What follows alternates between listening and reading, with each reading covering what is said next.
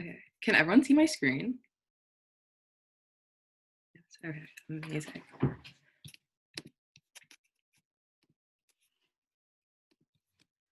Okay, so I think it's been enough time for people to come in.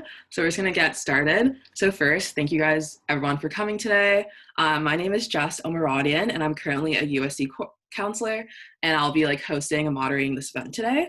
So once again, thank everyone for coming. Obviously, it's midterm season, it's really chaotic, but we really appreciate everyone coming and showing up today.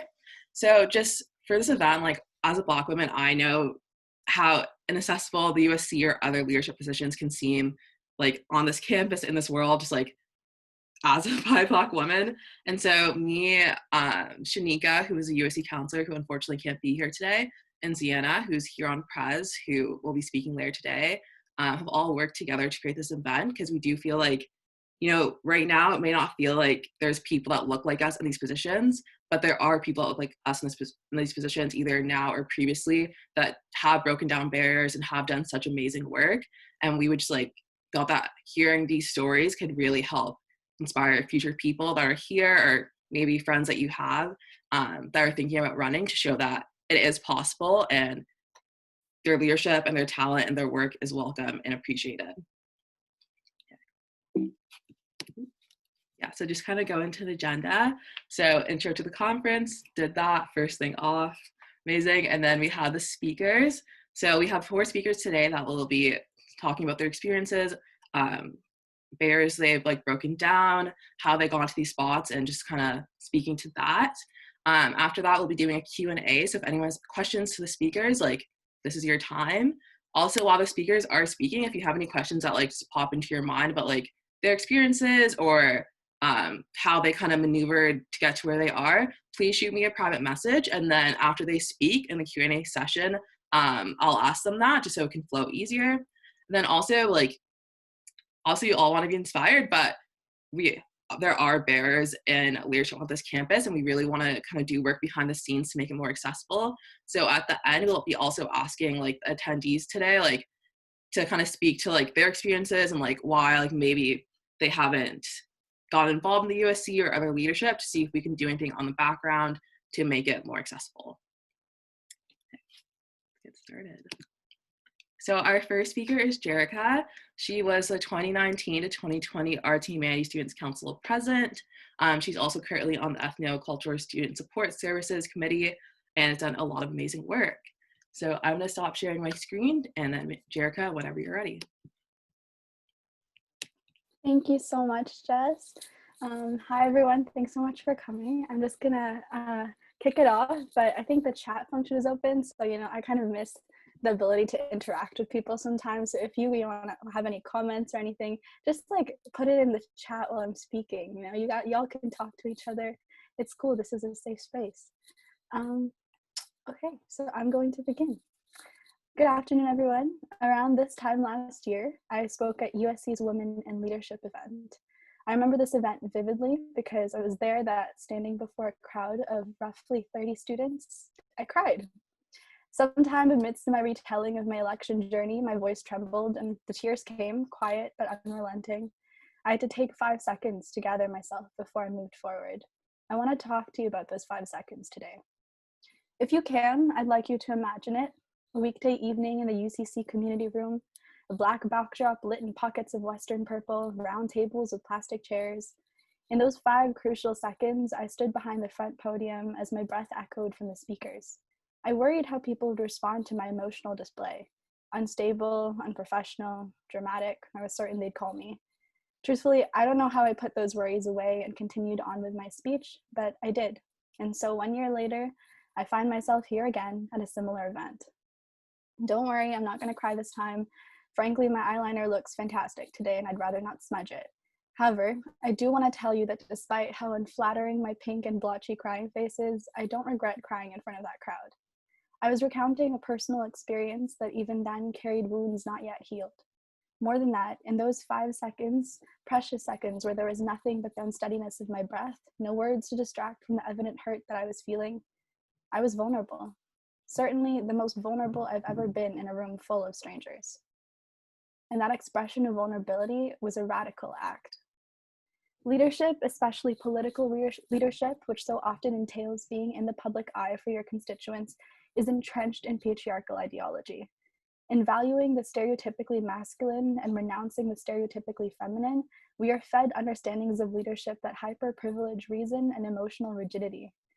Terms such as unstable and dramatic exist alongside hysterical and overly emotional to disparage natural expressions of emotion and compassion, disproportionately those of women.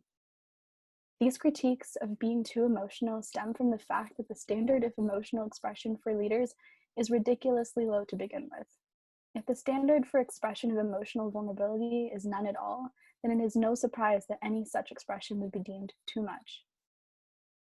During my term as Arts and Humanities President, I encountered meetings with university superiors where I was deemed too ambitious, where I was thought to have credited my qualities as a leader too much in my successful election.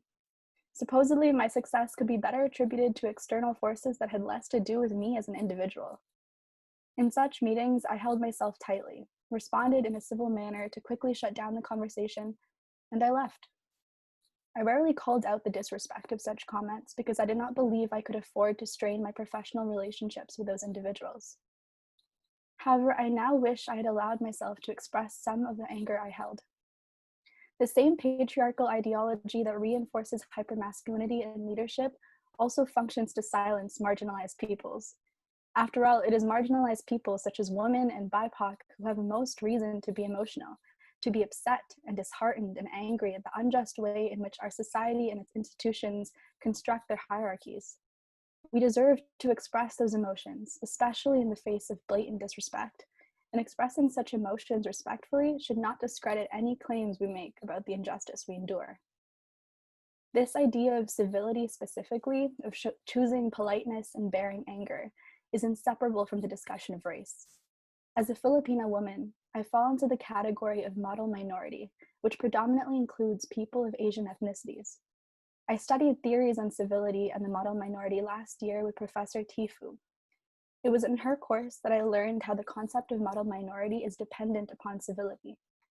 It suggests that if minorities remain polite, skilled, and hardworking, persevering through the violence of racism, then they will be accepted into society. Those who find success through this method are then held up by society as supposed proof that racism is a myth.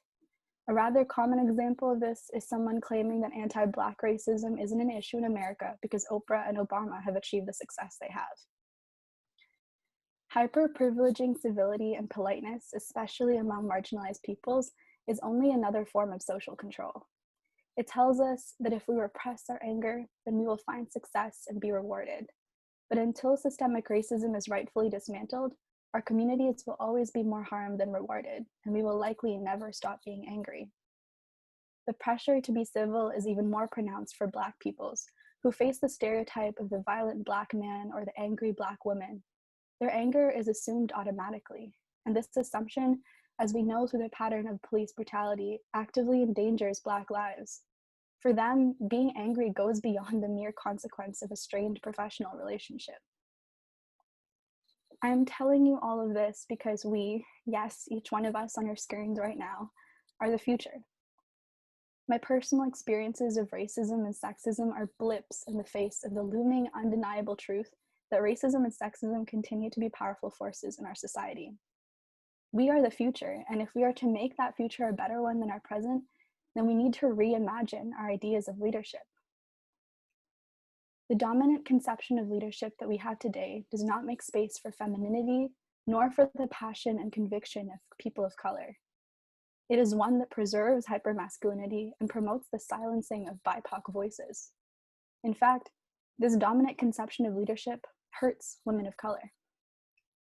But this doesn't mean that women of color shouldn't be leaders. In fact, this means that they should, because they are fundamental to this project of reimagining leadership. We don't only need women of color in these spaces of influence and authority. We also need women of color who are unafraid to reject the cookie cutter definition of leadership.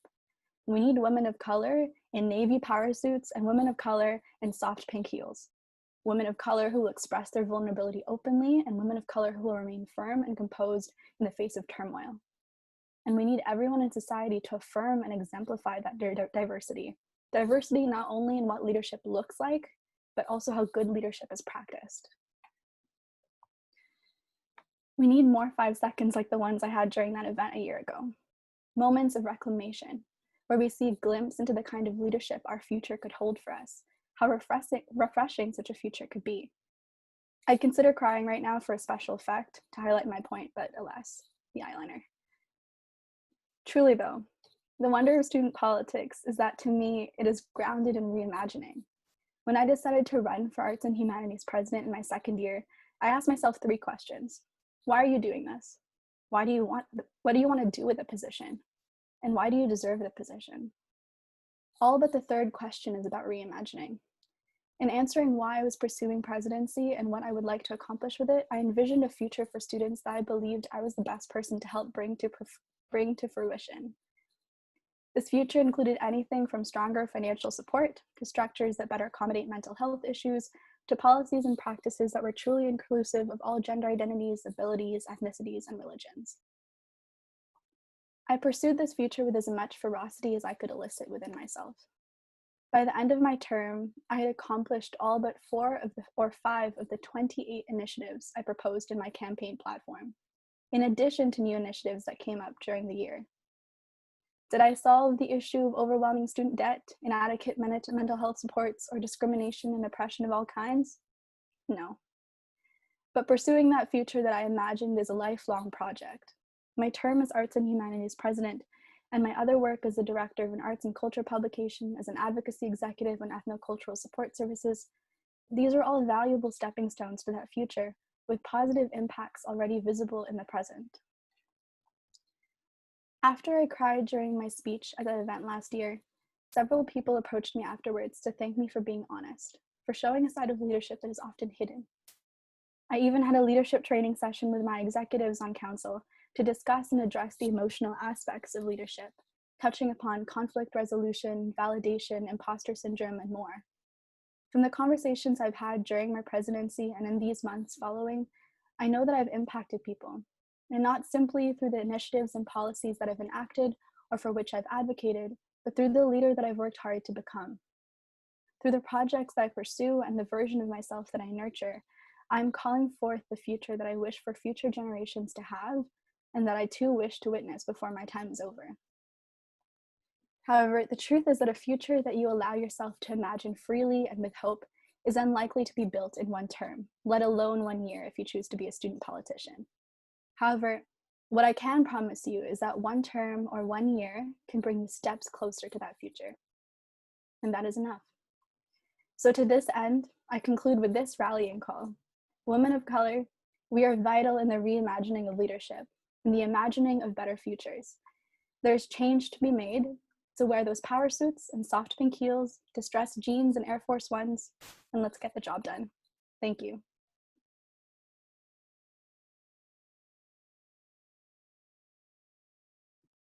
Jerica, thank you so much for that speech, for your vulnerability. I can just already see the comments going. I think everyone felt very, very touched by that. So thank you.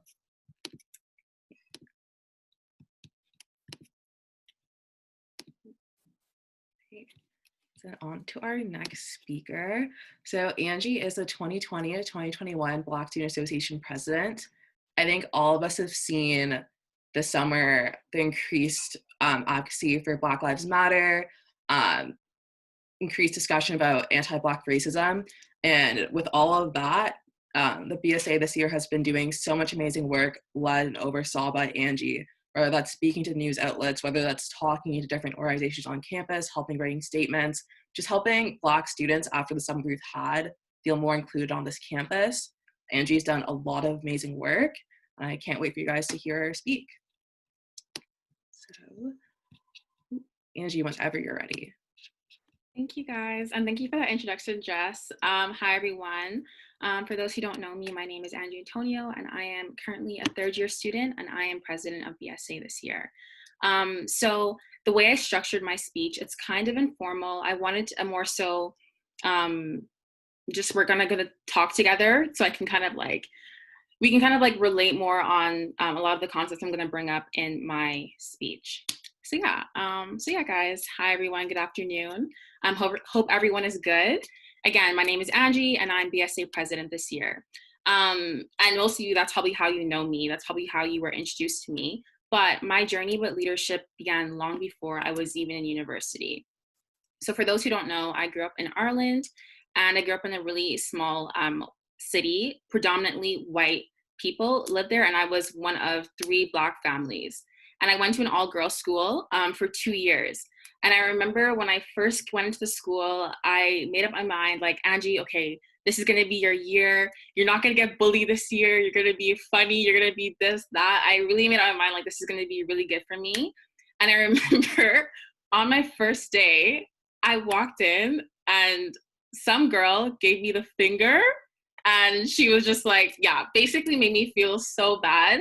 And I just basically, that just messed up my view of school and everything like that moving forward. But one thing I really loved about school and just about everything about that school was the fact that they had a student government. And I remember that I saw one of the girls who were up top, and I remember thinking, like, okay, Angie, when you get to 6th year, you're going to be a head girl. You're going to be one of those girls. So I remember, like, when I was in first year, I was starting really hard to get involved, talk to these people, really get to know them, know what the role would be. And as I progressed, definitely getting more interested in those roles, getting more acquainted with the different types of people. But I expressed my interest in running for that. And one of my friends said, Angie, you're never going to be head girl because you're the only Black girl at this school. There's no way they're making you head girl. And I said, you're right. I gave up on that dream. And you know, like, what that person did say to me at the time, I was like, that's completely valid. I completely understand. Like, why would they pick me out of everyone with all these white girls? Why are they looking at me in the first place? And that definitely, you know, messed up my thinking. And it definitely did. It sowed a seed in me of insecurity and unworthiness. So, yeah, as time increased, I moved away from Ireland and I came to Canada. I went to high school, whatever. I was just a quiet girl, mind my own business. I got involved here and there, but nothing too serious. And it was basically that thing that that person said to me that was instilled in my mind, being the only being one of the few Black students, Black women, being the only Black girl, actually, if you forgot, I was the only Black girl, and having that instilled in me from time that I would never really make it to a higher position based on the fact that I was Black. So that was always something that was in my mind. But I was really interested in it. That was a passion from the start. I always wanted to do stuff like that, but I just felt like I couldn't do it. So I personally believe it is extremely crucial to see women of color in leadership positions and positions of power, because society has automatically deemed us as unsuccessful from the jump. It's only in recent years that we've seen women really take the role of things. However, we haven't seen women of color. It's more so white women who break those barriers. And like, it's great to see that advancement, but imagine you're sitting on your TV, you're sitting down watching TV, and you're like, okay, yes, women, yes, yes, yes. But you look and you see there's no one who looks like you. And you're like, that same feeling, like, okay, even though I'm a woman, like, that's really good, but I don't see anyone at all who looks like me representing, like, standing for what I want to stand for, representing me in that way. And that was something that was sowed in me since I was young, and I just carry that thought. So yeah, that was basically it. And I feel like, specifically for being a Black woman, we are automatically at the bottom of the totem pole. It was decided before I was born that I would probably just become another statistic, all these stereotypes surrounding Black women and women of color, everything. It was decided pre my birth that I would probably be another statistic. And it wasn't common for someone who looked like me to be able to succeed in higher positions. So yeah, since being a little girl, I always felt like I was less than perfect because of my dark skin. I always felt like I was going to be the last one that was going to be noticed. And I would always try and compensate for those feelings by trying not to do well in things at a younger age. And even, like, I was good at math, I would purposely make sure I got 2 or 3 wrong so that no one would notice me being good at something, right? Because I want to compensate for those feelings that I felt about myself. So, and that's so weird. Like, we shouldn't be doing that, but because that's instilled in us that we're not good enough anyway, so why should we even put ourselves out there that was how I was moving. So yeah, that's kind of like the start of the story with me. And I feel like one of the barriers that we face, and especially that's evident in my own story, is myself. That was a barrier for myself, because imposter syndrome, we all know about it. It's a real thing. And that's basically when we feel like a fraud. Most people, definitely those who are type A and, overachievers, perfectionists, all that, we have this psychological pattern in which we doubt our skills, our abilities, our accomplishments, and we have that internalized fear that we're going to be a fraud. And you know what? I'm talking about this, like I'm telling you what imposter syndrome is. It's so easy to talk about this, but in all honesty, we all go through this. And to even defeat it, that's where the problem is. But seriously, the only way to really get over that is remembering what you've achieved, right? And looking at the little things, the big things, the fact that you're here today at this conference, you have an achievement, right? And that was what I had to really take the time to look at myself. And when I was considering running for BSA in first year, considering doing this and other things, just doing things, I had to think about that seed within me. And I was like, why am I feeling like this? Like, Angie, you're smart. Angie, you can talk. Angie, you're likable. Why do you feel like you can't make it to these positions, right? And I remember when I was in first year, I remember like when the applications for the floor rep came out, and I remember just thinking I just remember thinking, Angie, like, you're not gonna get it. Why are you even running, right? But then BSA came out, and I was like, okay, BSA, maybe I can try do that. But the fact that I even ran for BSA was because I was Black. That was the main reason. But I seriously wanted to get involved in leadership. But I felt so comfortable within that bracket of like BSA, right? But why did I feel like I wasn't qualified to run for floor rep, right? Why did I feel that way? It was because of that instinct within me, that because I hadn't seen people like that and because I thought I wasn't good enough was the reason why I wasn't going to get it. But to defeat that imposter syndrome, you really have to just look at what you've achieved and what you're capable of doing, and think about it. Haven't you been in a situation where you've been talking so badly about yourself, saying you're not good enough for this, you're not good enough for that? Who are the people who always tell you to shut up?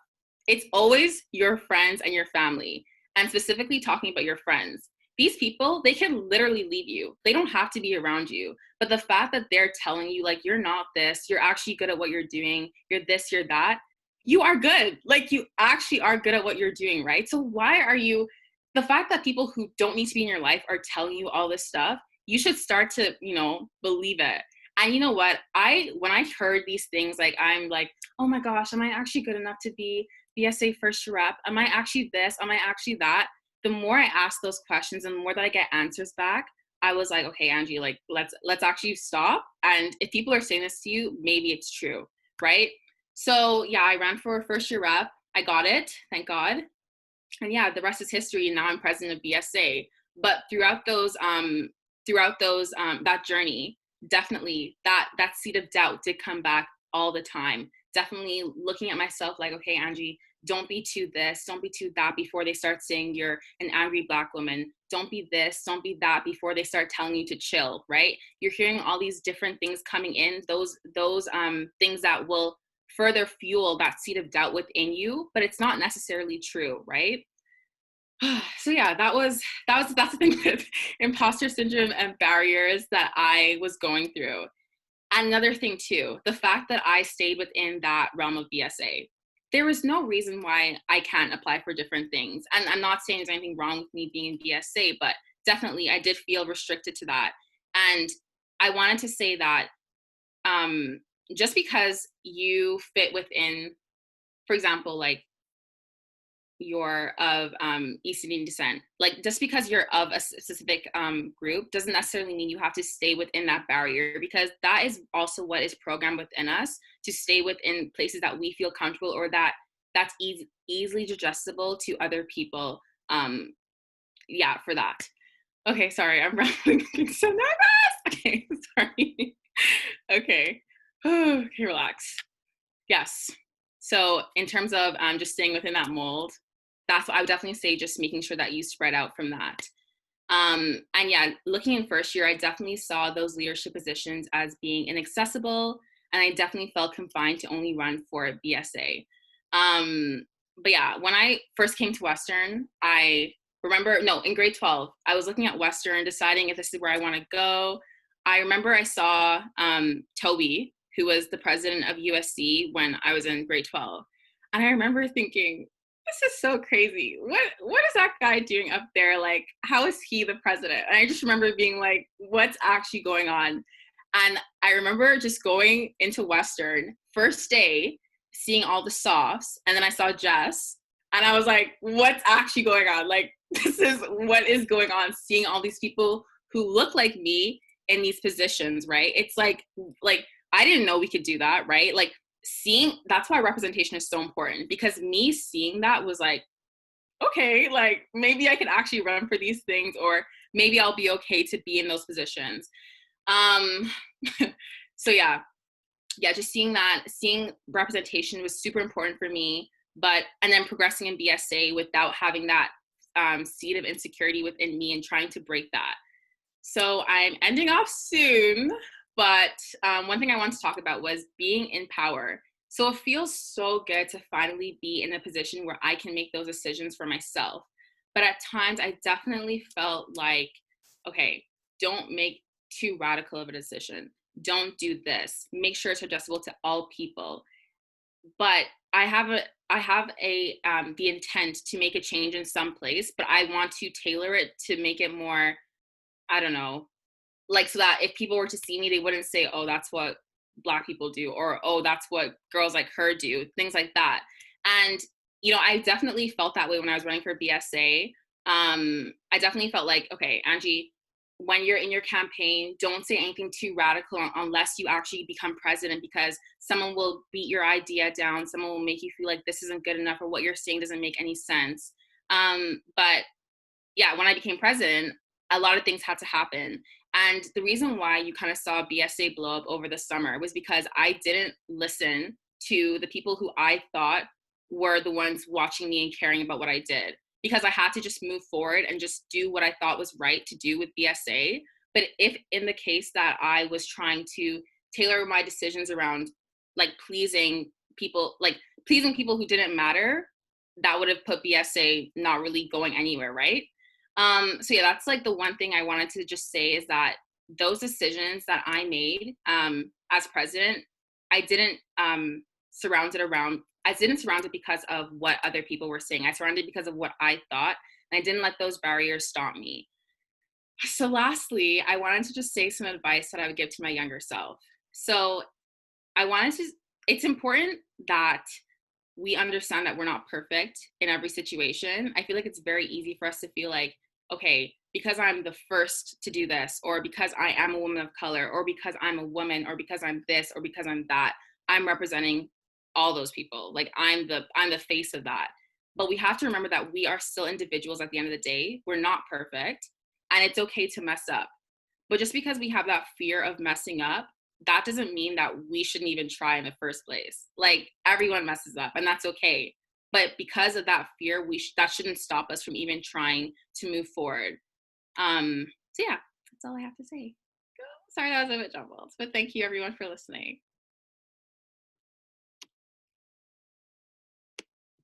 Thank you, Angie. I'm so proud of Angie, guys. Like, she mentioned it. She was my frosh in first year, or like when I was in second year, and she's just grown so much.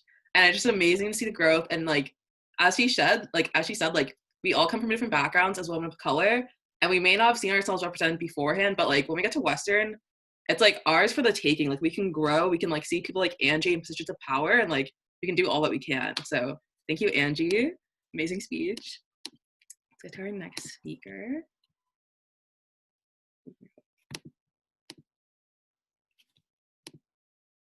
Next, we have Cam Wong. She is the 2020-2021 VP Comms and Public Affairs on the USC. Obviously, this year with COVID, a lot of our stuff has had to go online. So Cam and her team have just been killing it with like promotions, making sure students, whether in London, away from London, are getting information as soon as possible, and just like doing an amazing job. So Cam, whenever you're ready, you can go. Thanks so much, Jess. Hi, everyone. For those of you I haven't had the pleasure of meeting yet, my name is Camilia Wong. I use she, her pronouns, and I am the Vice President of Communications and Public Affairs for the USC this year. I just wanted to start off by saying a huge thank you to the incredible woman who organized this event today. Speaking as someone who has spent quite a few years in student politics with very few leaders who look like me, I know how important and impactful these discussions are. So when I was first asked to speak at this event, I spent a lot of time thinking about what I wanted to talk about. And I want to be honest about the fact that this organization, this institution, and these positions are really far from perfect. But I also wanted to make sure that young Black, Indigenous women of color walked away knowing that they could and should make an impact. This was the very fact that led me to get involved in politics in the first place, and it wasn't always an easy decision. I was born in Hong Kong, and I grew up as an immigrant in a pretty white neighborhood in BC. I could quite literally count on one hand the people of color that went to my small high school. And an undeniable experience in the immigrant community is one of survival. And oftentimes I felt like I was operating in two different worlds. There was one, a really traditionally Chinese one, where I should become a doctor or an engineer to make my parents proud and repay them for all of the work that they've done and everything that they've given up for me. But at the same time, life in the Western world provides these privileges to seek happiness and let happiness guide your life decisions.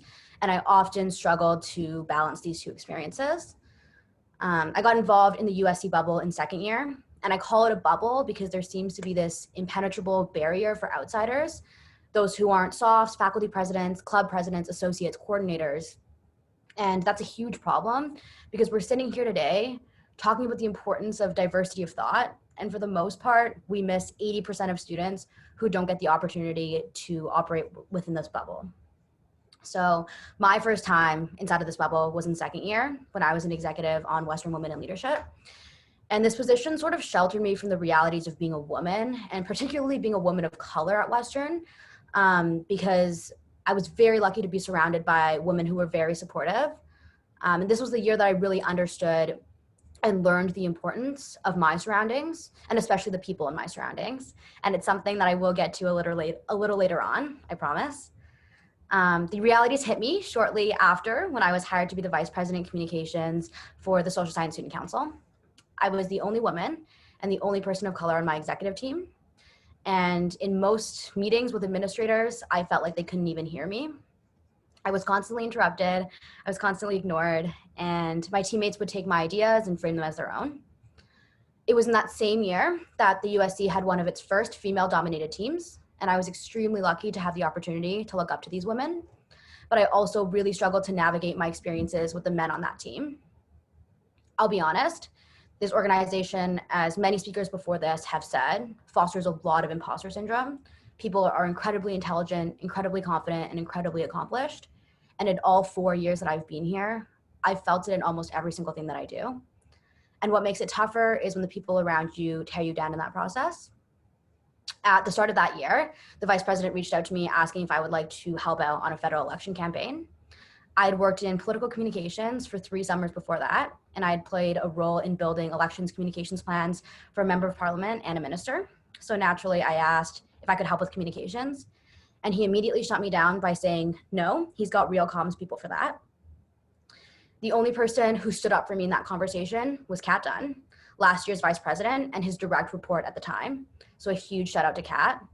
And just this morning, I was texting Kat about this experience, and she said very wisely, we must hold those who create barriers for others accountable. It was in the same year that I met my best friend, Cecilia Liu. And for those of you who don't know, she was the student programs officer last year. When we met, we instantly became very fast friends because there really weren't that many East Asian women in student leadership back then. And it was very comforting to know that I could share my experiences with someone and not have to justify or explain myself. Months into us becoming friends, we started being mistaken for one another. And keep in mind, we really don't look alike at all. The first person who did this was the president of the USC at the time, someone who had known both of us for more than a year, someone who looked me dead in the eye when he said it, and someone who brushed it off as, well, you spent so much time together, it's very confusing, when he realized it. And again, the only person who stood up for me in that room was last year's student programs officer, Karina Gabriel. Then it started happening all the time. at the bar, in meetings, in passing, and to this day, some folks at the Spoke still think that I'm her. And while that is all very, very flattering, I'd rather just be called my own name. All this to say, this organization is far from perfect, and this institution is even farther from it. I think that more than a few of us have been yelled a racial slur on campus at one time or another, and being a Black, Indigenous, or woman of color on this environment is a very uphill battle. It can be very lonely at times, especially when it's just you. And I experience it every single day when I show up to work and walk past the photos of white men on the walls to get to my office. By the way, if you are wondering, it is 6 women out of 56 and 1 woman of color. And I'm the only queer person and the only woman of color on my executive team. And these structural issues exist everywhere, no matter how progressive the environment. When I worked on Parliament Hill a few years ago, I used to struggle to find a bathroom during my lunch breaks because the buildings were constructed in the 19th century when it was unfathomable that a woman would ever have a place in politics. But we do. And that place is at the top. Whether it is President of the USC, Chief Medical Officer of Ontario, or Attorney General of Canada, our voices, our choices, our perspectives, they matter. And I would be doing this conversation an injustice if I did not acknowledge the fact that I am an East Asian woman and there's a privilege that comes along with this identity. My experiences are not those of Black and Indigenous students and student leaders on this campus. And I know that these privileges make us complicit in upholding a system that disproportionately impacts them. So we have a responsibility to learn about others' experiences and dismantle barriers for everyone. Because this system has given us all a shared sense of shame for our parents, for our languages, for our food, for our customs, for our experiences, and for our identities. And this shame is not always easy to cope with, especially when there's very few of us, and the responsibility of uprooting these issues feels as though it falls on our shoulders alone. So as I sit here with you today, and you sit here with us, listening to our experiences and reflecting on your own, I want you to remember a few things. Surround yourself with good people. Those that I mentioned earlier, Kat Dunn, Cecilia Liu, Karina Gabriel, those are the people who make this work a little easier. And this year, my incredible all-female team of associates, coordinators, and interns have honestly been my saving grace. I want to give a special shout out to Haley and Callista, who are on this call. They always listen to me, they always reflect with me, and they always lift me up. These are the people who uniquely understand my experiences and validate me unequivocally. They're my friends, my role models, and my support systems. They teach me how to be a strong woman and show me the kind of leader that I want to be. And if you don't have those people in your life, I think I speak for all of the women on this panel and all of the women in this workshop that we're here for you. So please never hesitate to reach out. The second thing to remember is that your voice matters. Often, you're going to be the only woman of color in classrooms, in discussion groups, and in meetings. And while we cannot speak for every person of color out there because our experiences aren't a monolith, our perspectives carry weight. So be loud and be unapologetic. And when I say loud, I don't mean in volume because that doesn't feel comfortable for everyone. I mean in impact. Use your platforms when they're given to you and build them when they're not. Listen, learn, write, plan, strategize, mobilize in whatever way feels right for you. And most importantly, lift up those around you so that this work feels a little less lonely. The next thing I would say is let yourself feel your emotions and provide yourself with time to heal when you need a little extra care. I know that this is especially hard for women because we don't want to be seen as weak. We don't want to be seen as emotional. For many years, and even to this day, I'm so guilty of this. I used to never let myself cry and never allow myself to feel discouraged. And I would just put my head down and do the work because that's what I thought it took to get the work done. But my experiences have taught me that it's okay to take a step back, to breathe, to reflect.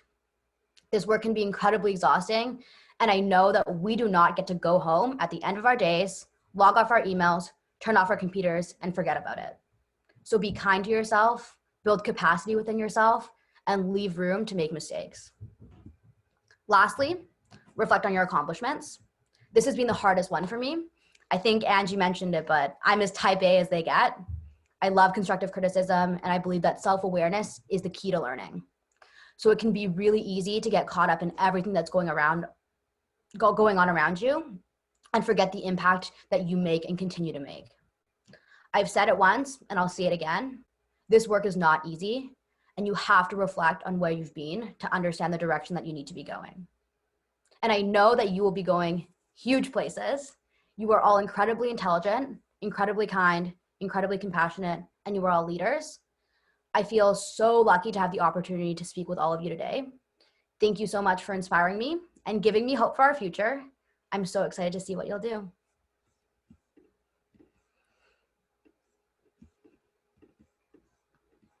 Thank you, Cam, so much for that speech.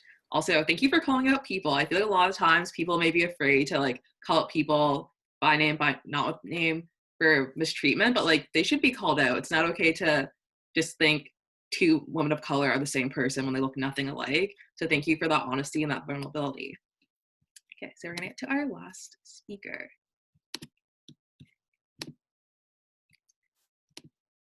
Okay, so now we have Sienna, who is the 2020 and 2021 Huron University College Student Council President. She's also worked tirelessly with me and Shanika to make this event come to light. And so I'm really excited to hear her speak. So Sienna, whenever you're ready. Thank you so much, Jess. Hi, everyone. Thank you for the introduction. I'm so honored and excited to be here alongside Jerica and Angie and Cam. The three of you are such important leaders on Western's campus. And hearing from all of you today has been absolutely inspirational. So thank you all for all the work you guys do. I want to start by telling you guys a little bit about myself. As you know, my name is Ziana Kotadia. I use she, her pronouns. I am a third-year student in Global Gender Studies, and I am the president of the Huron University College Students Council. What you might not know is that I never imagined I would lead my university's student body at all. When I was younger, I much preferred the world of written words to spaces where I would actually have to use my voice. Though my tongue was well trained in the art of sitting still, my hands were always restless. I really liked poetry growing up, so I would be scrawling couplets in the margins of my math workbook, or I'd be flipping through the pages of my favorite books under the desk when I was supposed to be paying attention in class. And there was something so comforting about my books, something so comforting about writing and finding home in fantasy worlds, whether they were spun between the bindings of the novels I so loved or bloomed in the very carefully concealed contents of my own notebooks, or whether they were daydreamed. One of my favorite daydreams growing up involved thinking about what my life would look like if I were a white woman. For other women of color here today, that might resonate with you too. I know growing up, I wanted whiteness the way we want water, often unconsciously, but at other times with a very painful and raw awareness. In the spaces where the gold standard for feeling beautiful and valued was whiteness, I would spin these fantasies where my dark hair would turn blonde, my eyes would lighten to blue, and my colored skin would become paler. I envied and even sought out friends with fair complexions as if I could somehow catch the qualities that made them white. I think it really is a testament to how our ideals of what make a valuable, beautiful, and successful woman are so colonized and so rely on these patterns of internalized racism that for a lot of women of color, we've become so used to that we kind of forget that they're there. Some of you will have heard me speak about this before, but when I was deciding whether or not to run for Huron president and was having conversations with past Huron presidents, it was really interesting to witness the ways in which they could relate to my experience. 3 years ago, the Huron president was a white man who was also a younger than typical candidate, who also ran in his second year for a third-year presidency. And talking to him was super helpful for getting a sense of the challenges that a younger candidate faces in order to prove that they have the experience and expertise for the job. 2 years ago, the Huron president was a visible minority, and really I appreciated being able to talk to him about the emotional impact of microaggressions and the challenges that come with navigating white-dominated spaces as a person of color president. And then last year, the Huron president was a white woman, and it was so inspirational to see her occupy the president's office and talk to her about the structural sexism that women in positions of power experience. But what I found really interesting about having these conversations with each of these past presidents was that each of them could understand one dimension of what I was experiencing, what it feels like to be a young affiliate president, what it feels like to be a visible minority or a woman occupying the office of president. But there was no one I could talk to about understanding what it felt like to experience more than one of these things concurrently. The intersectionality of where I was located and still am located in these broader systems of privilege and identity and oppression hadn't been experienced by anyone who had been here on president before. And there's a kind of isolation that comes with being the first person to do something somewhere, because there's no guide or rule book to help you out. It's definitely challenging to do what I do every day as a woman of color. And it often feels like white leaders on Western's campus are given the autonomy to bear the weight of their actions as individuals, whereas everything that people of color leaders do, say, or pursue becomes a mechanism for gauging and representing the interests of our race. It's challenging to sit on the highest boards for Huron University and be keenly aware that not only am I the only BIPOC woman in the room, but also once my term ends, those spaces will go back to being spaces that are white or male occupied. It's challenging having to negotiate around the white fragility of the people I work with, challenging to have to think about how much emotional labor and to what extent I have to pimp my own vulnerability to take on equity and anti-oppression advocacy. As our other speakers have said, these organizations we're moving through as student politicians are far from perfect, and it's definitely an uphill battle to occupy these spaces. I'm the only woman of color on my executive, and in most meetings, I'm also the only woman of color. I certainly can't speak to the experiences of all women of color because, as Cam said, it's definitely not a monolithic experience, and I have a lot of privilege in my position as well. But I still think it's very, very important to acknowledge just how challenging it can be to identify the way we do and occupy the spaces we occupy. So where does this leave us? I've talked a lot about the challenges that people can face, but we also need to be thinking about what are the steps we can be taking to change this. I started out by talking to all of you how I used to find comfort in the written word and how my books and my notebooks were safe spaces for me to grow up in. In the last few years, those words that I turned to for comfort have sort of started lifting from the silence of the page, and they've started dancing their way into my vocal cords. And now, more than ever before, I'm really learning the power of being vocal, the power of being an advocate, and the power of making visible the pain and confusion that comes with talking about racism and sexism in ways that hold the knife of colonialism in my back to account for the pain I feel. It's what we say and what we do that is going to recreate the world around us to be more equitable. Now, we have elections coming up next semester, and this is a really beautiful opportunity for us to use our words and our vote to make a difference. For the women of color who are on this call and who are listening, to wake up every day identifying the way you do and choosing to engage in student life on campus is in and of itself an act of resistance and revolution. Your work has power. Your vulnerability has power. Your colored body standing among the Eurocentric buildings on our campus has power. Making your pain visible has power. Watching her? And if there's any part of you that wants to run for a position or is thinking about running for a position, take the time to think about that. It can be really difficult work, but we need people like you to be doing that work.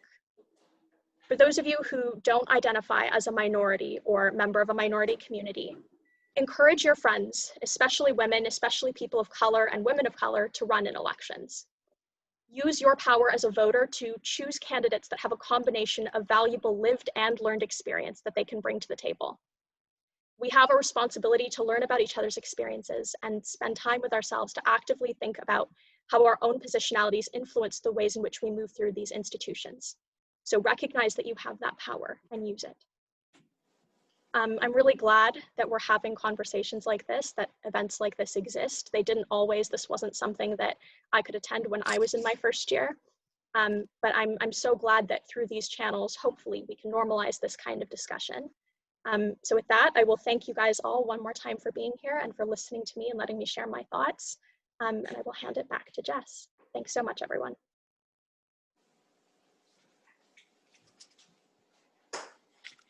Thank you, Ziana, for that amazing speech and also all the work you've put into this event for the last few months. So those are all of our speakers. So everyone can give them like a big clap for all they've said, and it is a lot of work and a lot of, I think, pressure to be up here and speak about your experiences and be vulnerable. So thank you all for coming. Okay, and so as mentioned in the agenda that we had, we're going to share the screen again. So now we have a Q&A. So if anyone has questions to ask the panelists, I've gotten a few throughout this event that I'll also read out. Please feel free to either message in the chat or even use the raise hand function if you'd like to speak out loud.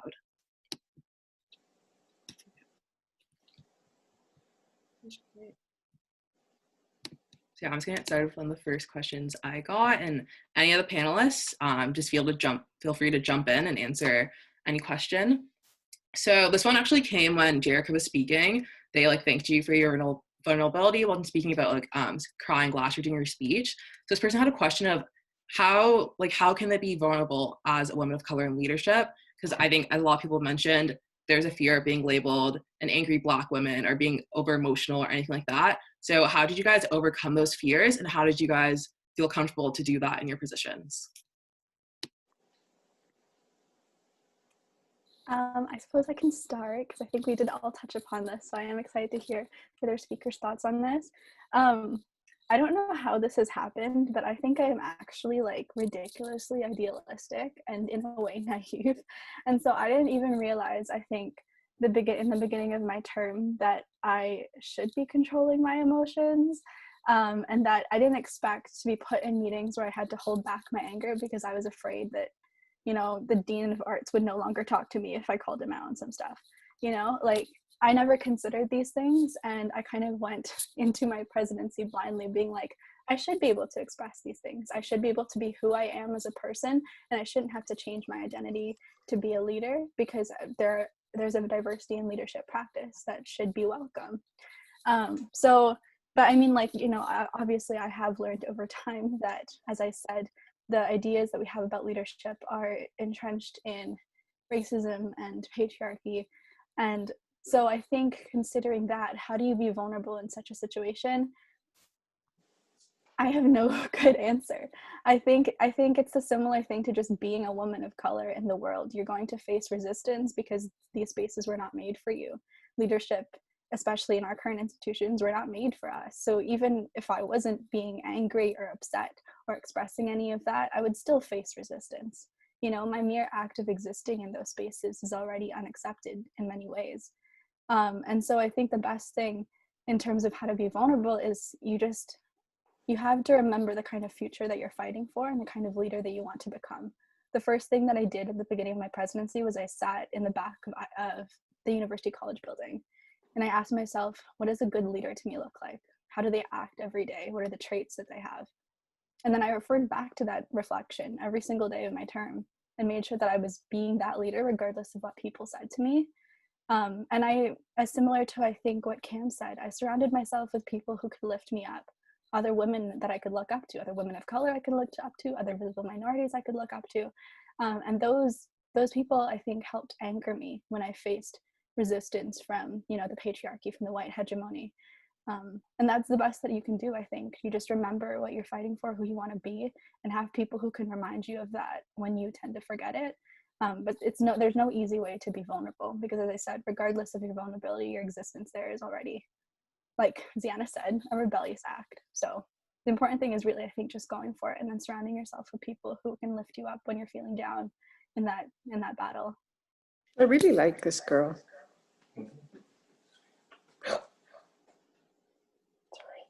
Thank you. That was amazing. Would any of the other panelists like to comment on how to be vulnerable? We'll get rid of them. Yeah, do you mind if I build off of that? Amazing.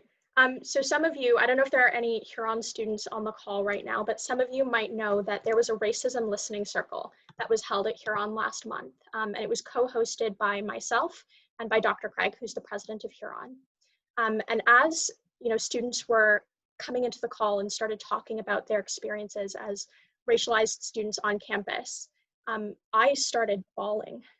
I could not stop the tears from flowing. It was so emotional to sit there and to hear those stories, and to also feel a lot of responsibility for doing what I can and using my capacities to try and make sure people feel safe and make sure they feel comfortable, but also understand there are limits to what I can do.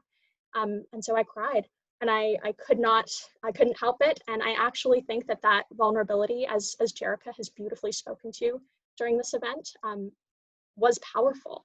And making that vulnerability visible meant that people understood this was an issue, not just of importance, but of embodied understanding. So I'd say it's definitely tough to navigate that line of having to be professional and, not wanting to show vulnerability because you need people to take you seriously, and also letting yourself feel all the pain that comes with identifying the way you do and occupying the positions you occupy. But ultimately, that vulnerability has so much beauty and power to it. So I think embracing it is so important, and is one of the best things you can do. Amazing. Thank you so much. Another question that was asked was, so as non-BIPOC students, like how can people help encourage like their BIPOC and women of color friends to run without like feeling like they're overstepping because they don't have that shared experience?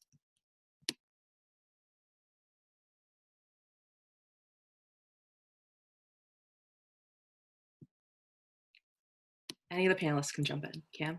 Yeah, I can jump in here. I would say a number of things. I think that as someone who doesn't have lived experience, I think what's really important is that you validate people's experiences.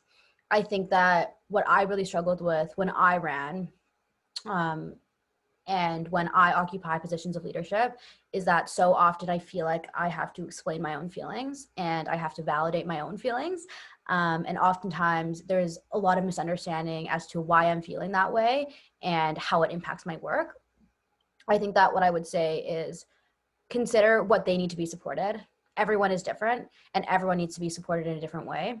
Sometimes it's going to be words of affirmation. Sometimes it's going to be you grabbing them a coffee when you come to campus. Sometimes it's going to be that you read over their platform, but you need to assess in what ways they need to be supported and kind of fill those gaps. No person is going to feel the same way about elections. And I think what we have to remember is that our feelings impact our work. I can say for a fact that my feelings about being a woman of color, my feelings about my identity, impact the way that I do communications in this organization. And I can speak probably for Mackenzie and Victoria when I say that their emotions impact the way that they do their advocacy and the way that they're able to compel their advocacy.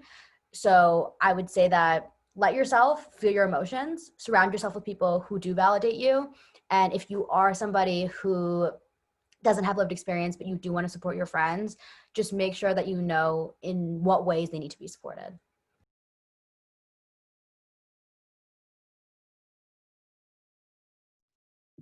Thank you, Cam. So there actually was another question.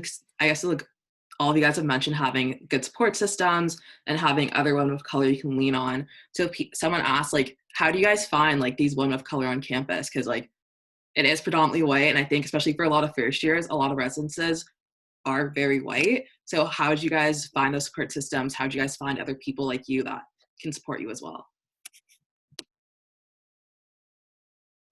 I can jump in, Jess, if that's okay. That's a really good question because it is so tough to do that. I know when I was in residence, I think there were like 3 other people of color that I encountered just like within my building. So it is tough, definitely, to make those connections. But I think Angie really spoke to this amazingly when she was giving her presentation. It helps to find those cultural clubs and those communities where you have spaces of shared experience, and maybe she can build on this a little bit too. But I know, it was really helpful for me to be part of my Ismaili Students Association at Western and to know that there were people who look like me that I can connect with if I need that. And making those connections and starting with those cultural clubs was a really great way for me to feel a little bit more safe and seen on campus. Mm-hmm. Yeah, to definitely build off of that. I was lucky in the sense that I did have Jess, that I saw her, and I did see Toby when I was in grade 12. So I did go into Western with that, like, okay, there are Black people here who are doing things. But honestly, the weird thing that I did was that, yes, I joined BSA. I did meet a lot of Black people, Black women, But I went stalker mode, and I literally just like went through their profiles and saw what they did on LinkedIn, and just like saw the different things that they did, and seeing that. And then from there, I just asked them about it, you know, and it seems weird, but you do want to have that mentorship, and that you need people to look up to. So even if you have to do something weird to get that, I think it's fine to do that, you know, just to have that, okay, at least someone who looks like me is in a position like that I could potentially do. So Yeah, and if I could just add to that, I think that that's actually, like, for me, I didn't join any cultural clubs until last year, and so a lot of my spaces were white dominated. But I really appreciated the chances when I could see women of color in positions of power, and they reached out to me, or I reached out to them completely unprompted. Like, I think it was an O week that Ziana and I met for the first time in person. We were like, we follow each other on social media, and we had a great conversation about being women of color as presidents. I also had, I think a couple of months ago, Haley messaged me here in this call and was like, hey, can we do a consultation? I don't think we've ever had a full conversation until then, but that was a wonderful conversation too. And I think we as women of color, we have a really strong shared experience that allows us to connect with each other and give us more incentive to support each other. And so I think Angie's completely right that we should just be able to reach out to each other. And on that note, like, if any of you ever want to talk about anything to do with leadership, or even just want, you know, a woman of color to talk to, be a friend, to talk about things that are not to do with leadership, but just even university, like, my inbox is always open. Like, I'm so happy to have those conversations. I'm sure I speak also for the other women on this panel. So yeah, just don't hesitate to reach out to us and find that support. I think that people are really willing to be that support, and sometimes you just need to send them a quick message to build that. I would also say that it's not just about the people who exist inside of your student network. I think that a lot of alumni that I've talked to have validated my feelings, have made me feel like my work is important. So you also should remember that it's not just about the folks that are on these calls or on these panels or exist on this campus. There's a lot of alumni that are always going to be willing to have a conversation. And I know that people are kind of throwing in that they're always happy to chat. So am I. I can drop my email in the chat after this conversation. And if you ever want to have a conversation, whether it's about leadership or not, I'm always happy to have a conversation. I think what's also important to remember is that this work isn't necessarily about us. I think that we all know that structural change doesn't happen 1 year, and there's only so much that you can accomplish in 1 year. I think that it's important to remember that this is about our future. It's about the women of color who are in high school right now, who want to come to Western, who want to enter spaces of student leadership, and making those experiences easier for them and making those environments more equitable for them. So I think it's also important that we use the power that we have and the influence that we have to build those networks and activate those networks and build those support systems for folks who are coming in over the next couple of years. All amazing points. Also for me as well, if anyone ever wants to shoot me a message, I know I didn't speak today, but like, I'm always here to like help other women of color. I'll see that Haley Lee has her hand raised, so feel free to ask your question. Thank you. Just wanted to say big love to all five of y'all amazing women of color. I get so emotional when women of color talk. It makes me so, like, I don't know, like, it's just great to hear lived experiences from people that look like you, people that have gone through like similar shit as you. Like, it's so moving. But my question is, someone like recently asked me, they're like, what is like the thing that you're most scared of for running? And of course, like a million things kind of went through my mind. Jerica's laughing. Like, there are so many things that are intimidating about running, but I think what really struck me and like speaks volumes was, I told this person, I was like, the triple threat. And she was like, what's the triple threat? And I'm like, well, like, I'm like very open with my identity. So the triple threat of homophobia, misogyny, and racism. And it's like, there are just people on campus that will never understand that triple threat and like be scared of that when running for a position of leadership.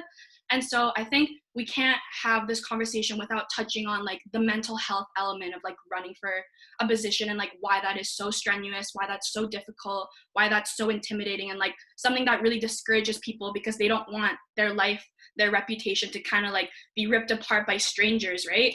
People that don't know anything substantial about them. So as like women of color and like people in like very strong positions of leadership, like what advice do you have for tackling staying mentally well and stable during this time? And also like we can't just sit here and be like, oh, like racism isn't like apparent on campus, like homophobia isn't apparent on campus. Like it is, and we need to tackle that. And it's like, what are your thoughts on like not only staying well and like having your boundaries, but also like being forward with like tackling those barriers that we as minorities face on campus?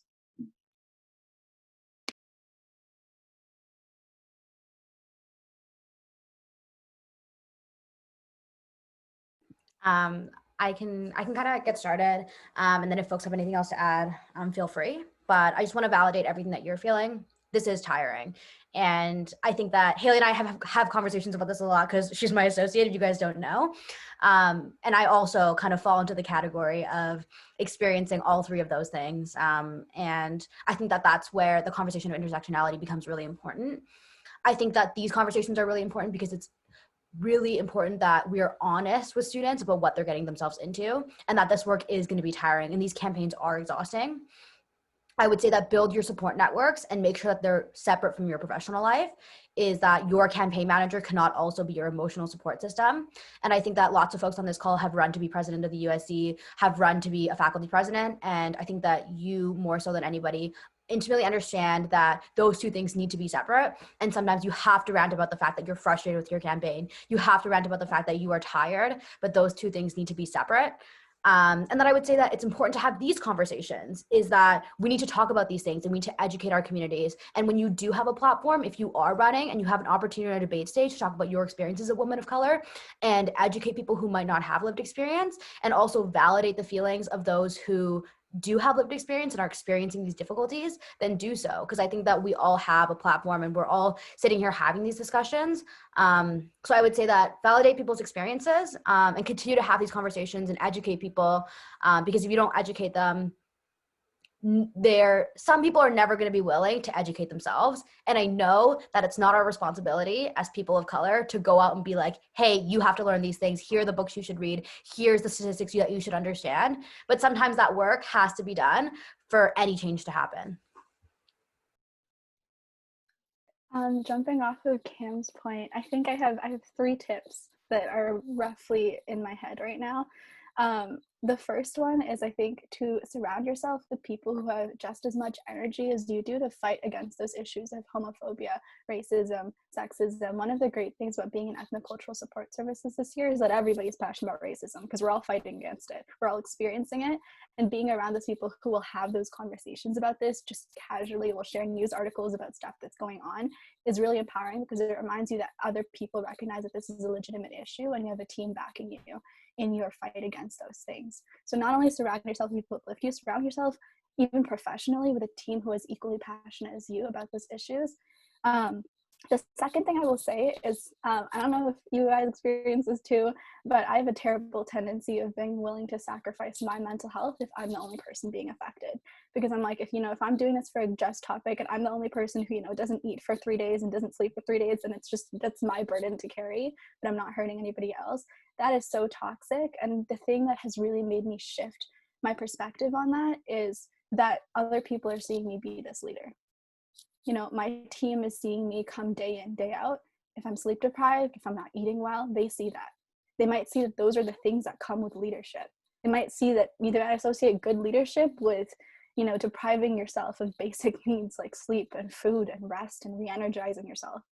And that's not what leadership should look like. And so sometimes, especially when I'm willing to sacrifice myself for success, I remind myself of that there are people looking at me doing these things, and I need to exemplify the kind of leadership that I value, which is leadership that knows how to take a break, that knows how to step back from these movements.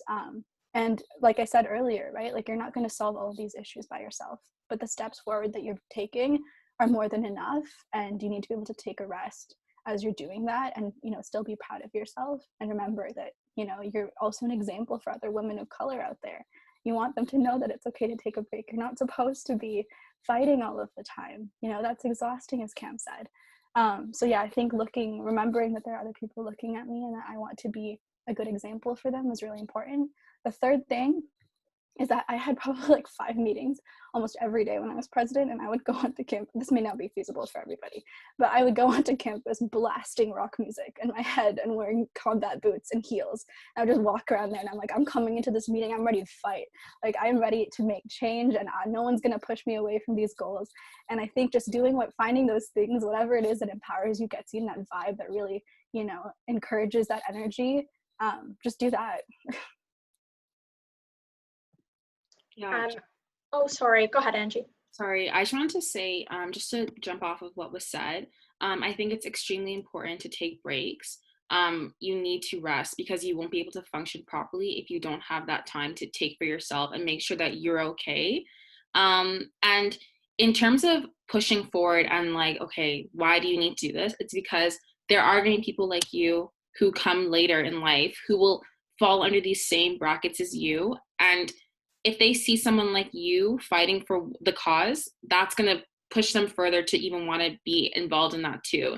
And I think just remembering that, look at who you're fighting for and the future. And I know that's so airy to say, like, oh, fight for the future, but it's so true, because like, in all honesty, think about all the people who ran for the presidential election in 2016, when these people ran for the presidential election. I don't, maybe I'm not sure if it's 2016 or not, but if Hillary didn't run for president, the women who ran this year for president, like the initial women, probably wouldn't have ran before, because they hadn't seen that. And I know Hillary went through all of those, hearing this, you're a woman, you're this, you're that. But the fact that she had to go through that made the burden easier for those people who were coming up in later years. So yeah, just making sure that you remember that it is the future that you're fighting for. It is hard that you have to go through that. Do take those breaks, but remember the greater cause at the end of the day. Haley, I want to thank you for your question, because I think that it's so important to talk about how exhausting this kind of work can be, and figuring out actual ways to mitigate that exhaustion is so important, because necessary to do the work, but it can be so emotionally taxing sometimes. So just thank you for asking that in the first place. I want to share a little anecdote that kind of taught me about how to take care of myself better as I'm putting myself in these positions.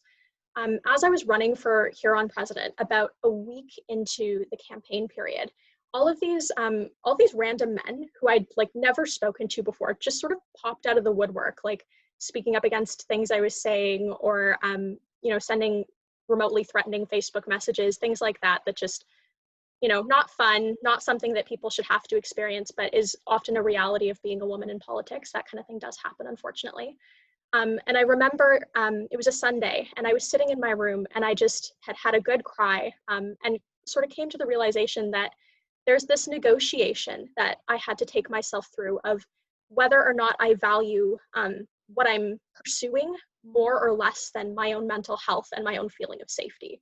And it's so tough to be in that position of deciding which one of those things you want to prioritize. And what I did, after that, I had that moment, and after I just, sat in my bed and had to let the tears out for a little while, the 2 things that I did was I called one of my best friends from home, who's also a woman of color and also, really understands in an embodied way what it feels like to, stick out like a sore thumb. She goes to Queens, and she talks to me all the time about how that campus and the lack of diversity on that campus, can be really challenging for her. So I had a conversation with her, and just hearing her thoughts and bouncing my experience off of her was so helpful. And then the second thing I did is I just sat down and I wrote. I've talked already about how much I care about writing and how much that's been like a mechanism of clarifying my own identity and getting to know myself better. But it's also really cathartic, just sitting there and letting the page, take all of my thoughts so I can kind of get it out of my head and my heart. It does so much for me. And of course, everyone's different. So for some people, maybe it's a different kind of artistic expression, or there are other wellness activities that help. But I found for me, it was writing and conversations with people in my support network who I knew sort of resonated with what I was going through. Okay, amazing. Thank you guys. I see that Izzy has her hand raised, so feel free to ask your question. Hi guys. Yeah, so first and foremost, thank you to the amazing speakers. You guys are doing an amazing job. I just want to ask about something you guys have mentioned a few times, which is imposter syndrome as an obstacle. So I was wondering if you guys have any thoughts on some of the ways that you've been able to overcome it. Can I answer this? Because, girl, this summer, honestly, imposter syndrome and me were like this. So basically, I wrote the MCAT this summer. And prior to that, I was going through all of these different emotions, going through different things in my life. Like, I can't do all this. Like, there was just so much weighing down on me. And I remember, like, the fact that this even happened is just so crazy to me. But I remember I was stressing about getting a job, and I was able to find some connections and talk to this person. And basically, I don't know what overcame me to be so vulnerable with this person, but I basically started telling them, yeah, this is the reason why I never applied for this. This is the reason why this, that. And they were the one who even told me about imposter syndrome at the end of the day. They're the one that said, this is what you have. And I remember just feeling so like worthless, and like what I was doing wasn't making any sense. Like I wasn't good enough. And even after I just spoke, like I remember I just literally put my head down and I was like, Angie, what you said didn't even make any sense. Like that, like I'm saying is like, we have that feeling instilled in us. However, like I said it in what I was saying, but it's always the people who don't need to be in your life that are always telling you that you're actually good enough, like you're blowing this up in your head. It's always your friends who are encouraging you because they see what you don't see in yourself. And it's really hard. Like you shouldn't really be taking validation from other people.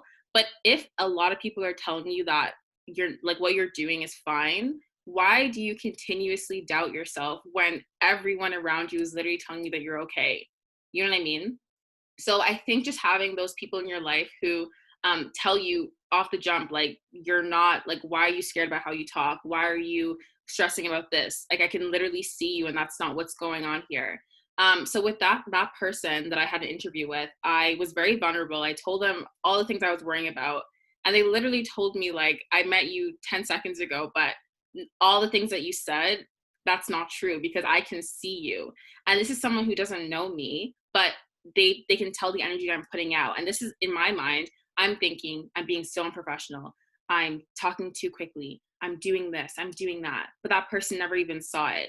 So I think I don't know if this is really good advice, but I would definitely say if everyone around you is telling you one thing about yourself that's positive, why can't you just listen to that and maybe start thinking that about yourself?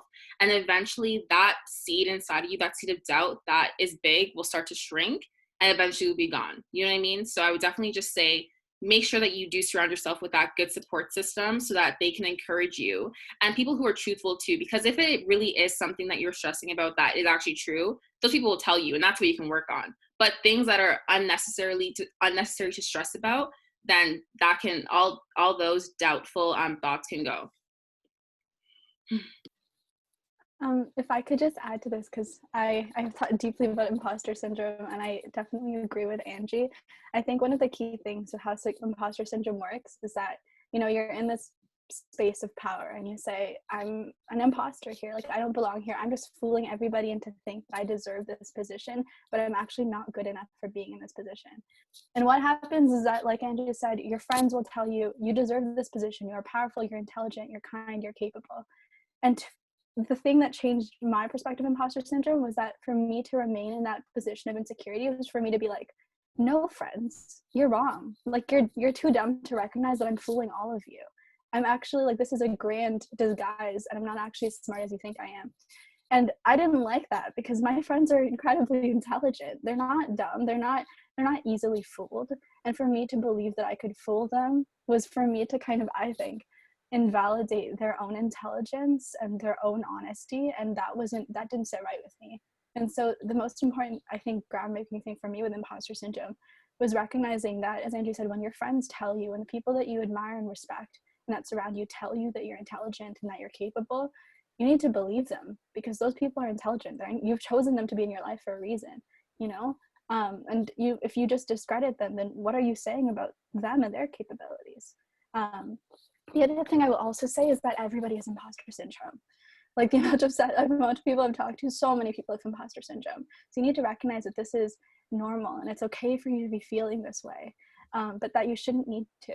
And so I guarantee you, in this room of incredibly intelligent people, most everybody else is also feeling like they shouldn't be there. And the final thing that I will say is I actually almost dropped out of my presidential campaign because I didn't think that I was good enough. And I spoke with the iconic Karina Gabriel. She was the previous Arts and Humanities president in the SPO last year as well. Not last year. Was it last year? No, the year before that. And she told me when I was like, Karina, like, I'm not warm enough. I'm not friendly enough to be a president. Like, I need to step back. Like, people are not going to like me. I'm not nice enough. Karina was like, Jerica, can you imagine a white man running for president and being like, oh, I'm not warm enough. I can't have this position. She was like, if you continue going on like that, all the people in positions of presidency are going to be white men, because white men are not being like, oh, I'm not warm enough to be this position. I'm not kind enough. So you need to, I think that was a fundamental thing. I was like, this is stuff that society is telling me and making me insecure about this. And if I want to make sure that positions of power are not all white men, I need to put that aside, believe in my friends, and, go forth. Yeah, I completely agree with Jerica. You have to hype yourself up. Literally every time I do anything that I feel a little bit of doubt about, I'm like, what would a white man think?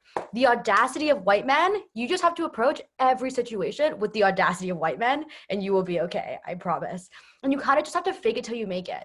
Write down your accomplishments, hype yourself up, talk to yourself in the mirror. I know it sounds kind of lame, but quite literally, you have to be your biggest cheerleader.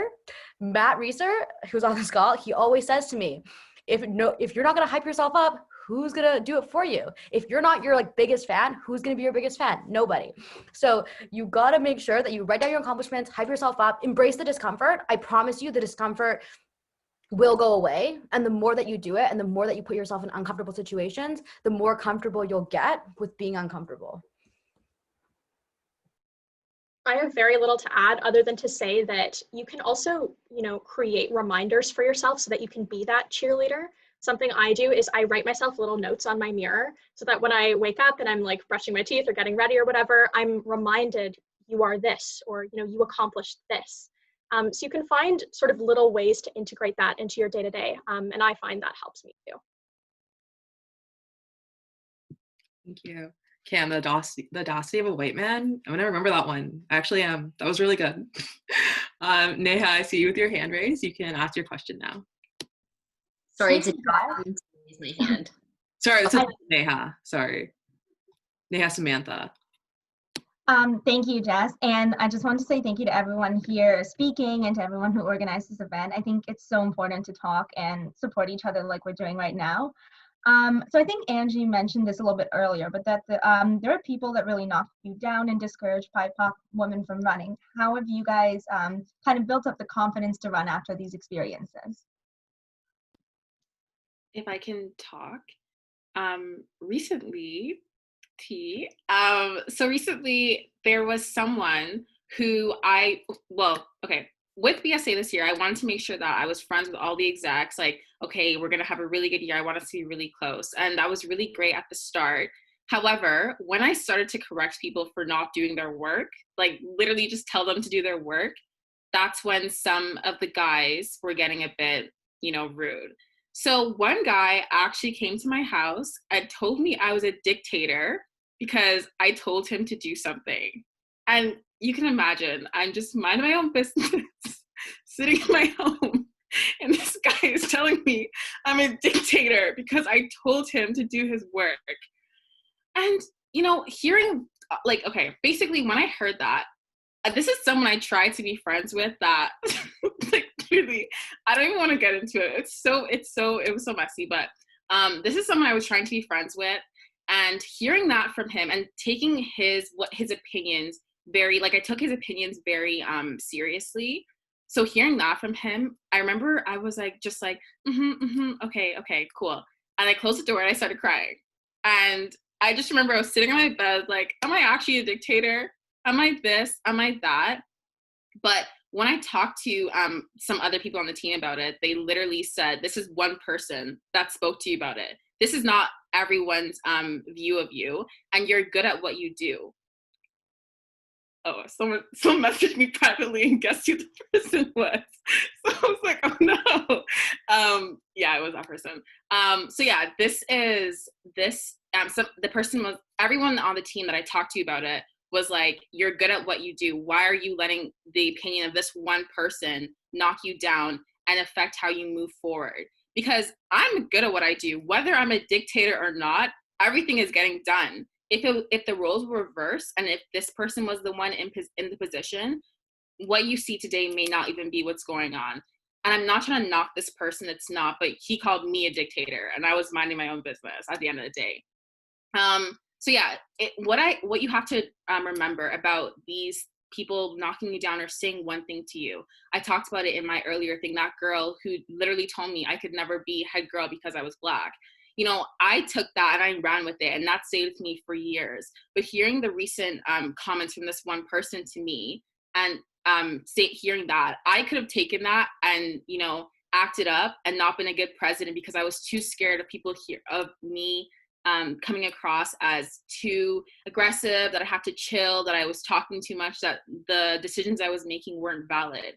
But I didn't run with that, and I just knocked that out. Once I cried a bit and sat over that and reviewed what I was doing, I just forgot about that, right? So once you hear those negative things, it may come from one person, may come from a few people, but at the end of the day, again, with the support system, if they're telling you what you're like, that you're good at what you do, you're good at what you do.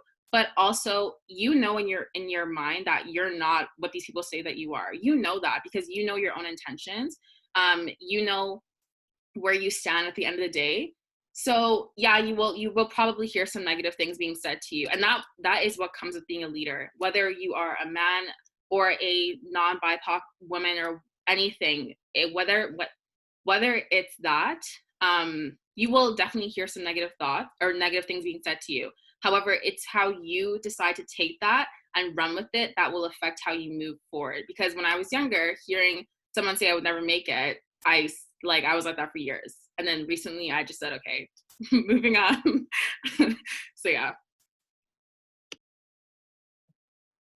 I also want to add that I think there's a lot of power in calling people in when you know that their behavior is really problematic, and letting them know, like, hey, you know, I'm not sure if you realize, but, you know, what you just said, you know, hits me in this particular way.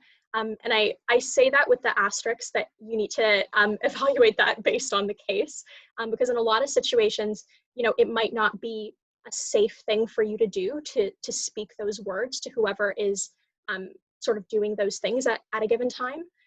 But I know, you know, I once had a conversation with a friend, and I was just talking about, you know, some of my experiences as a woman of color. And she said something that just, you know, it hit in a way that didn't feel good or right. And I said, can you, you know, do you hear that there's like some privilege like embedded into what you're saying and what you're speaking? Like, is that something you're hearing as you're talking? And she said, no, like, that's genuinely like not something I could hear. Like, can you take me through like why what I said was problematic? And it actually led to a really productive conversation. And we ended up, you know, talking a lot more after that about how the way she and I identify influences a lot of how we perceive conversation to be problematic in the first place. So, I mean, case by case, of course, I'm talking about a situation that happened with a friend of mine. So it was a lot easier to sort of have that conversation with her. But I do think that there is a lot of power in sometimes just calling it out and saying it, you know, it is what it is. This is something we need to discuss. Thank you. I think both approaches are really good. Like Angie, sorry, that's messed up. He called you a dictator, but like I think it's good to have a cry out. I feel like a lot of times people are like, let me internalize, let me not show a lot of emotions, but like it's good to get those emotions out and like keep it moving. So like proud of you for doing that. Again, my frosh growing, proud of her.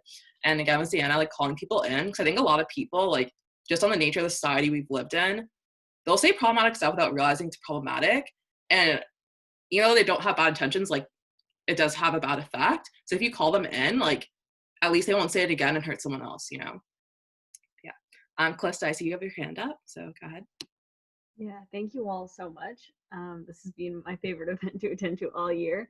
And I've loved listening to all your stories. And I'm going to stalk you on Instagram after this. But I think one thing I want to ask is, from your experiences running and being in a position of leadership, what do you need from your supporters? And when you guys touch on having a support system, what does your support system need, and are there boundaries to that? Like, are there certain friends that you just need to cry with or rant with, or what do you need from the people around you to be the best you in the leadership positions that you are?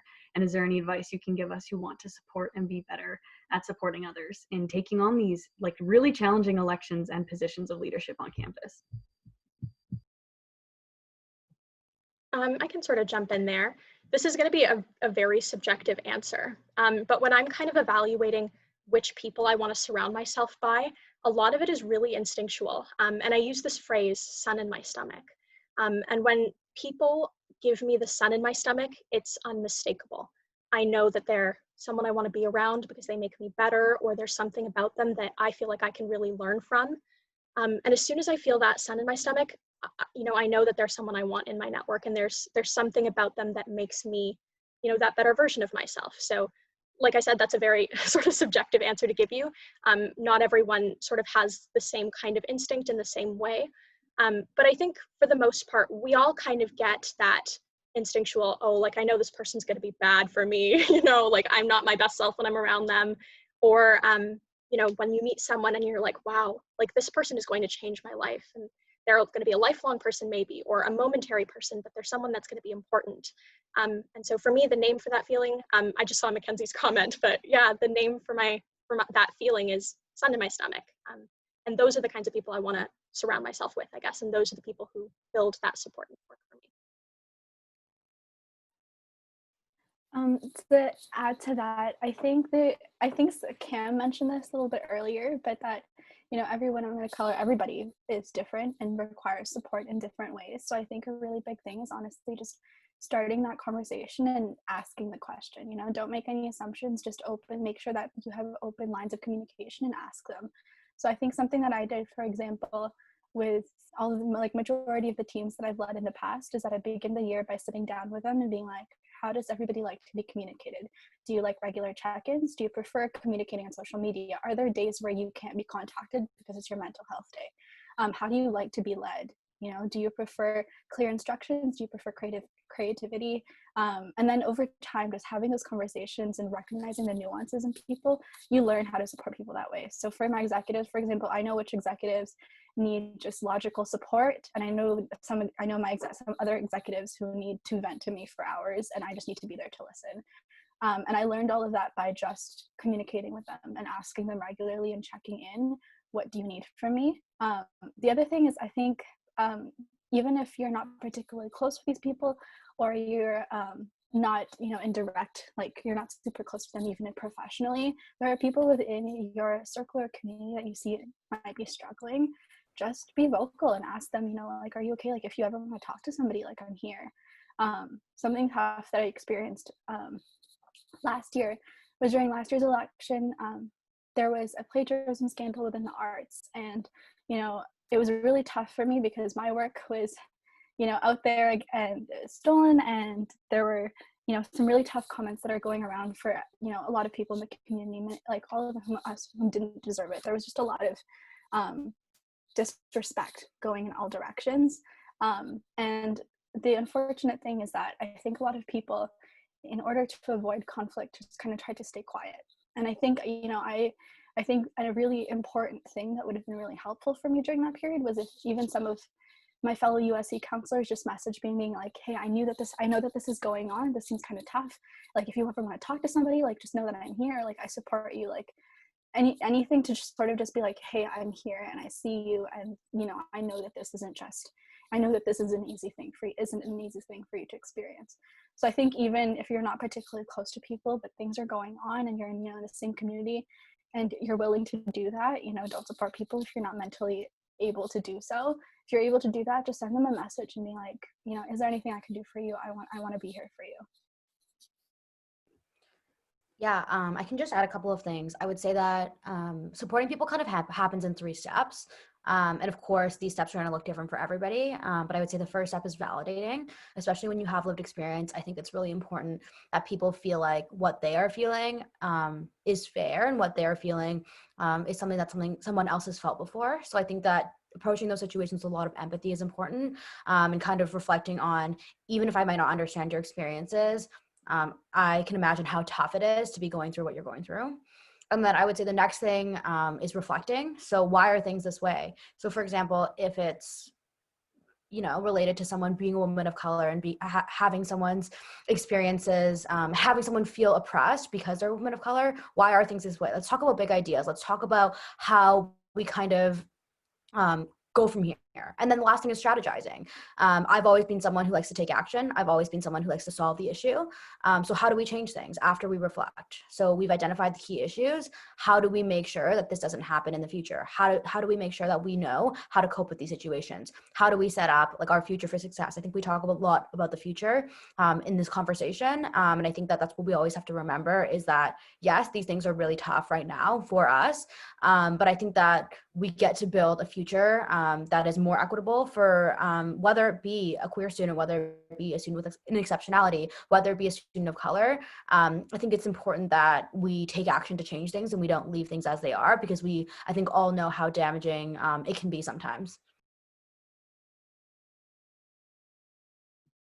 Okay, so yeah, thank you guys so much. Those are all the questions that I had that were sent to me, and I think everyone's asked questions. Thank you guys so much. All of your responses were really good. So we're gonna move on to the next part. So our next part is kind of like a Q&A for the attendees. So I think, as I've kind of mentioned in the beginning, while this event's meant to inspire people, it would be unrealistic to say that there aren't actual barriers and like legitimate barriers that are hard to overcome from the USC perspective, that the USC needs to reflect, or just leadership on campus, about how to make it more accessible. So I think my question to the attendees is like, what barriers you guys see currently that are like really preventing you from running, and like what do you think the USC can do to like change those to make it more accessible for everyone? Izzy? Yeah, so obviously from what I understand of USC positions, not only are they very demanding roles, but I know that they're also largely unpaid. And so something that comes to mind when we talk about this is the fact that students who otherwise have to work in order to get an income or to support their families or whatnot, obviously don't have the same options to devote as much time or resources into running for USC or fulfilling those roles. So this kind of makes, the USC some sort of echo chamber where the people who are running or the people who have positions are kind of coming from the same upper class, middle class background, or at least just having a different circumstance. So I think that, considering paying students or people who are largely involved would actually be a huge, huge thing to consider, and something that will really help the structure of the USC. Thank you. Naya, Samantha? Yeah, for sure. So another thing I can think of, just like in general, I know in my first year, I was always maybe not discouraged, but always just wondering, like what are the different ways I can get involved? And I come from an Indian background. So for me, it was, like what are the communities available for me on campus and like those kind of things. I think if the USC actually reached out to certain communities directly and like partnered with cultural clubs, like for example, WIXA in my case, people can actually see the work that USC is putting into having them there. And I think that really just shows how accessible and how inclusive the USC can be. So I think that's just one really great suggestion. Thank you. Those are the only hands raised. If anyone else wants to like jump in now, like feel free. If you don't have something right now, like I have my email at the end, so feel free to shoot me an email with any ideas that people come that you think of, and I can definitely like shoot off to the USC exec as well. Oh, Haley, go ahead. I think a big thing is that students just don't feel like there's a network of these people that exist. Like I always say this, and like Matt's heard me say this, like the USC does not exist for students. Like it is this kind of invisible institution system that like, says all these things and is for students, but a lot of the time, like the majority of students do not feel the direct impact of the USC. And like being involved this year, I see more of the background of like what the USC does, and like I'm more empathetic towards the USC. But at the same time, like I feel like, showcasing to students that there is this network of alumni, of current leaders that are willing to talk to you. Like all four of these women, like all of the panelists just said they're open to talk to you, right? But people don't know that, right? And so when thinking of running for position, like a big thing you have to do is consultations. And And that's whether that's like a professional consultation or a personal consultation to be like, do you think I should run? Do you think I'm good enough to run, right? There's that sense of validation that Cam talked about again. So I think connecting students and making them aware that these networks exist and are here for you is a big thing to like encourage students to run, and also like provide that support system that all four of you guys have mentioned that is so integral to staying okay when you're running, you know? Jerica? Yeah, jumping off of Haley's point, I think we saw this especially in last year's election, that there's a lot of just apathy among the student body regarding the USC, and I think that partly stems from the fact that students, like Haley said, don't really understand how USC actually impacts them, what they can do, or they think that the students that go into the USC are just doing it to build up their resumes and don't actually want to accomplish anything or don't end up accomplishing anything. Obviously, that's not completely correct. I'm sure that there are some people who do, but there are also some people in the USC who are very, very much dedicated to creating that change. And from my experience with the USC last year, there's a lot of things that sometimes get in that way in regard to, you know, relationships with administration, money, etc. But I think something that would help is, I guess, more transparency about what exactly is going on and what. So something, for example, that I saw a lot during last year's election was people saying that, you know, these platforms are all the same and that they're never actually going to happen. And something that made me really think of at the end of my presidential term, which I unfortunately didn't get to do because of COVID, was just rehashing those platforms later on during the year and pointing to students, these are the things that I promised you last year, and this is where I'm at with all of them. You know, like these are the ones that I've accomplished, and these are the ones that I'm not able to accomplish, and this is why. And I think having very clear communicative strategies like that points to students like, this is what I told you I would do, and this is me still committing to that months later, and this is what I've actually been able to do. And I think that will show, I think, students, you know, that USC, you know, election season is important because the stuff that is brought up in election season will matter months later. I think that students lose sight of that and haven't really seen that. And I think stuff like that, where it's like, here's my platform from last year, this is where everything is at, would be really helpful. Thank you guys so much. And again, if anyone doesn't have like anything right now but thinks of it later, like I have my email at the end, so feel free to shoot me an email. Okay. So I kind of want to end off on this quote by AOC, who I personally love. And so it's, hope is not something that you have. Hope is something that you create with your actions. Hope is something you have to manifest into the world. And once one person has hope, it can be contagious. Other people start acting in a way that has more hope. So the reason why I wanted to read that is because I feel like this is something that all BIPOC women on this campus can relate to. I think that we as women of color, we've been discouraged, we've been shot down, we've been kicked down by society, whether that's before coming into Western or at Western. And so it's an unfortunate truth that like many of us just don't have that inherent hope in us just because like we've been kicked down. But I think with like amazing women of color that are leaders like Jerica, Angie, Cam, Sienna, I know a lot of people that came to are all student leaders, like they have broken down so many barriers and they're helping show us that like we should have hope. We are capable. We have value that we can give to this campus. And I think that honestly, like we shouldn't simply just be a buzzword that people throw and are saying like, oh, I'm going to help BIPOC students, or just like a quick consult. Like we deserve like our own spot at the table to speak about our own experiences and advocate on behalf of ourselves. And so as everyone has said, like I feel like representation, it matters. It's very important and it helps inspire other people. So, you know, when first year students or even prospective grade 12s like Angie, when she was like looking at Western, when they see women of color in leadership, it gives them hope. It shows them that like they can also be leaders themselves, and no matter what their background is, or if high school was like not the greatest time for them, they can have hope and they can do better here. So yeah, that's kind of why I just read this quote, because I think it's really applicable and I think it can really like resonate with people. So I just really hope that this event has helped inspire people and gave every single BIPOC woman in this room or not in this room that may see this video later, hope that they can also have a spot in leadership on this campus. Yeah, so just to end off, thank you guys so much. Thank you to the guest speakers. Thank you for everyone that came, everyone that asked questions. I really, really do appreciate it.